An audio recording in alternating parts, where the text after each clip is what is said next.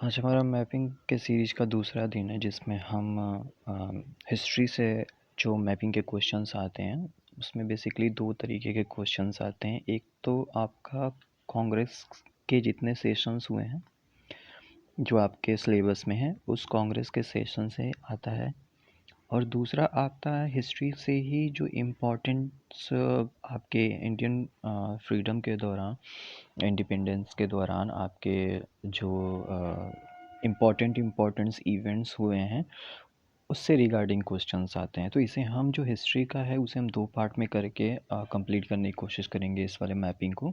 इस वाले सेशन में बस हम क्या करेंगे, कांग्रेस के जो इम्पोर्टेंट सेशन हुए हैं बेसिकली 3 ही हैं, और उस 3 सेशन को हम क्या करेंगे, हाँ, हाईलाइट करने की कोशिश करेंगे। ठीक है ना?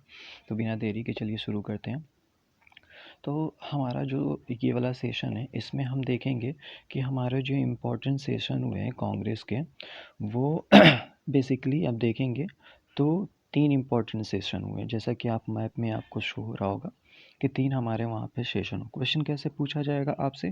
क्वेश्चन ऐसे ही आपको ये नाम नहीं दिया रहेगा, बस ऐसे ही डॉट करके ए बी दे देगा, ऑप्शन ए बी सी करके कुछ भी ऑप्शन करके दे देगा और पूछेगा कि Indian national session at this place in 1920, या इंडियन नेशनल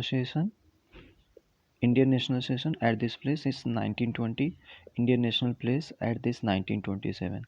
ठीक है ना? अब आप सोचेंगे कि यहाँ पे आप जैसा कि आप देख रहे हैं कि यहाँ पे 2 सेशन है 1920 में, तो क्वेश्चन कैसे पूछेगा? क्वेश्चन आपको ना यार ये पॉइंट हाईलाइट करके देगा, वो जब भी देगा ये पॉइंट हाईलाइट किए रहेगा कि इस पॉइंट पे आपको बताना है। ठीक है ना? ए लिख देगा, बी लिख देगा, सी लिख देगा, कुछ भी लिख देगा, तो इसमें आपको कंफ्यूज होने की ज़रूरत नहीं है, वो आपको हाईलाइट करके देगा। ठीक है ना? तो बेसिकली हमारे 3 सेशन हुए थे। एक वाला हमारा नागपुर में हुआ था 1920 में, जो आप देख रहे हैं तो महाराष्ट्र के अंदर आता है।